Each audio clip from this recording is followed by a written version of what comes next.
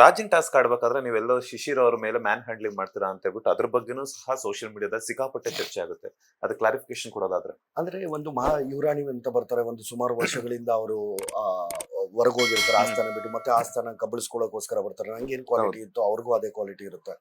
ಆ captain room ಏಕಾಏಕಿ captain room ಬರ್ತಾರೆ. ನಾನ್ ಕ್ಯಾಪ್ಟನ್ ಆಗಿದ್ದಾಗೂ ಅದಾಗಿ ಈ ಕ್ಯಾಪ್ಟನ್ ಚೇರ್ ಮೇಲೆ ಕೂತಿರ್ತಾರೆ. ಅವರು ಚೇರ್ ಮೇಲೆ ಕೂತು ಅವ್ರಿಗೆ ಒಂದು ಬೆಂಚ್, ಅವ್ರಿಗೆ ಒಂದು ಜಾಗ ಅಂತ ಮಾಡ್ಕೊಟ್ಟಿರ್ತಾರೆ ಬಿಗ್ ಬಾಸ್. ಕನ್ಫೆಷನ್ ರೂಮ್ ಕರೆದು ಅದು ನನಗೆ ಗೊತ್ತಿಲ್ಲ.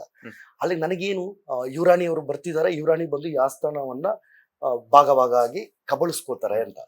ಆ ಕಬಳಿಸ್ಕೊಳ್ಳೋ ಇದರಲ್ಲಿ ಈ ಚೇರ್ನು ಕಬಳಿಸ್ಕೊಂಡ್ರ, ಈ ಚೇರ್ ಮೇಲೆ ಅವ್ರಿಗೆ ಅರ್ಹತೆ ಇಲ್ವಲ್ಲ ಕೂತ್ಕೊಳ್ಳೋಕೆ ಅಂತ ಪ್ರಶ್ನೆ ಉತ್ತರಗಳು ಇವೆಲ್ಲ ಮಾಡ್ತಿರ್ಬೇಕಾದ್ರೆ ಹನುಮಂತಿರ್ತಾರೆ, ತಳಿತಾರೆ, ಇವರು ಕೈ ಹಾಕ್ತಾರೆ, ಇವ್ರನ್ನ ಎತ್ತಾಕಿ ಆ ಚೇರ್ ಕಬಳಿಸ್ಕೊಳ್ಳೋಕೆ ಪ್ರಯತ್ನ ಪಡ್ತೀನಿ ಹೊರತು ಬೇಕು ಅಂತ ಮ್ಯಾನ್ ಹ್ಯಾಂಡ್ಲಿಂಗು ಆ ತರದಕ್ಕೆಲ್ಲ ಹೋಗ್ಲಿಲ್ಲ. ಆ ತರ ಆಗಿತ್ತು ಅಂತ ಅಂದಿದ್ರೆ ಆ ಬಿಗ್ ಬಾಸ್ ಅದ್ರ ಬಗ್ಗೆ ಆಕ್ಷನ್ ಖಂಡಿತವಾಗ್ಲೂ ತಗೋತಿದ್ರು.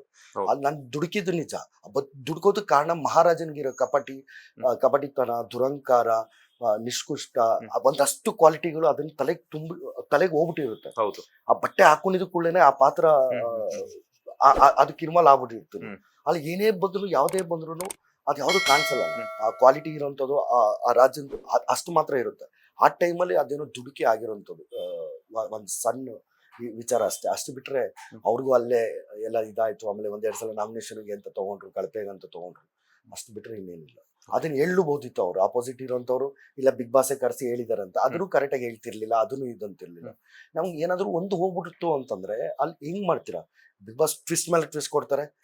ಸರಿ, ಇವ್ರು ನನಗೆ ಸೀಕ್ರೆಟ್ ಟಾಸ್ಕ್ ಕೊಟ್ಟಾಗಿ ನನಗೆ ಕ್ಯಾಪ್ಟನ್ಸಿ ಓಟಕ್ಕೆ ಹೋಗ್ಬೇಕು ಅಂತ ಇಬ್ಬರನ್ನ ನಗಿಸ್ಬೇಕು, ಇಬ್ಬರನ್ನ ಅಳಬೇಕು ಅಂತ ಇವ್ರು ಈ ಚೇರ್ ಮೇಲೆ ಇದನ್ನೆಲ್ಲ ಕಬಳಿಸ್ಕೊಂಡ್ರೆ ನಿಮ್ಗೆ ಏನೋ ಒಂದು ಟಾಸ್ಕ್, ಸೀಕ್ರೆಟ್ ಟಾಸ್ಕ್ ಅಂತಾನು ಯೋಚನೆ ಇರ್ಬೋದು. ಇಲ್ಲ ನನ್ನ ಆಸ್ಥಾನದಲ್ಲಿ ಈ ಆಸ್ಥಾನ, ಈ ಬಿಗ್ ಬಾಸ್ ಮನೆಯಲ್ಲಿ ಇದಿಷ್ಟು ಮೋಕ್ಷಿತ ಅವರು, ಯುವರಾಣಿ ಅವರೇ ಉಪಯೋಗಿಸ್ಬೇಕು, ಇದು ಉಪಯೋಗಿಸಬಾರ್ದು, ಈ ತರದೆಲ್ಲ ಆಲೋಚನೆಗಳು ಬಂದಾಗ ಅದನ್ನ ಕಬಳಿಸ್ಕೊಂಡಕ್ ಹೋದಾಗ ಬಿಗ್ ಬಾಸ್ ವಾಯ್ಸ್ ಬರುತ್ತೆ. ಈ ಸನ್ನಿವೇಶಗಳಾದಾಗ ನಮ್ನ ಮೋಕ್ಷಿತ ಅವ್ರನ್ನ ಕನ್ಫೆಷನ್ ರೂಮ್ ಕರೆದು ಹೇಳ್ತಾರೆ. ಅವಾಗ ಕ್ಲಾರಿಟಿ ಸಿಗುತ್ತೆ ನಂಗೆ, ಅವ್ರಿಗೆ ಆಗಿ ಪ್ರತ್ಯೇಕವಾಗಿ ಮಾಡ್ಕೊಟ್ಟಿರೋದಂತ. ಅದನ್ನ ಬಿಗ್ ಬಾಸ್ ಫಸ್ಟ್ ಒಂದು ಲೆಟರ್ ಅಲ್ಲಿ ಕಳ್ಸಿಬಿಟ್ಟಿದ್ರೆ ನಾನು ಹೋಗ್ತಾನೆ ಇರ್ಲಿಲ್ಲ, ಅದು ನನಗೆ ಗೊತ್ತಿರ್ಲಿಲ್ವಲ್ಲ. ಹಾಗಾಗಿ ಆಗಿದ್ದಷ್ಟೇ. ಲೇಟೆಸ್ಟ್ ಹಾಗೂ ಇಂಟ್ರೆಸ್ಟಿಂಗ್ ಸುದ್ದಿಗಳಿಗಾಗಿ ಬಾಸ್ ಟಿವಿ ಕನ್ನಡ ಚಾನೆಲ್ನ ಸಬ್ಸ್ಕ್ರೈಬ್ ಮಾಡಿ. ಹಾಗೆಯೇ ಬೆಲ್ ಐಕಾನ್ ಪ್ರೆಸ್ ಮಾಡಿ.